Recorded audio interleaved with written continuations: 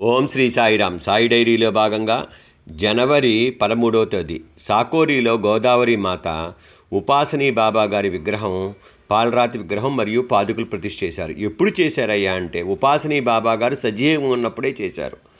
ఎప్పుడయ్యాదంటే 13/1/1942లో గోదావరి మాత సాకోరిలో ఉన్న ఉపాసనీ బాబా గారి సశరీరంగా ఉన్నప్పుడే వారి పాలరాతి విగ్రహాన్ని, అంటే ఉపాసనీ బాబా గారి పాలరాతి విగ్రహాన్ని మరియు ఉపాసనీ బాబా గారి పాదుకలను ప్రతిష్ఠించారు. సాయిబాబా వలె ఉపాసనీ మహారాజ్ కూడా సమాధి ఉంది. అనంతరం అనేక లీలలు చూపించారు. సమాధి అనంతరం షిరిడీ వెళ్ళిన వారు సాకోరి వెళ్ళి అక్కడ గోదావరి మాత జీవిత చరిత్ర, ఉపాసనీ బాబా జీవిత చరిత్ర తెలుగులో దొరుకుతున్నాయి పుస్తకాలండి. వాటిని తప్పకుండా చదివే ప్రయత్నం చేయండి. చాలా అద్భుతంగా ఉంటుంది, అద్భుతంగా అనమాట. ఎందుకంటే గోదావరి మాత చరిత్ర, ఉపాసనీ బాబా చరిత్ర తెలుగులో లభ్యమవుతున్నాయి పుస్తకాలు.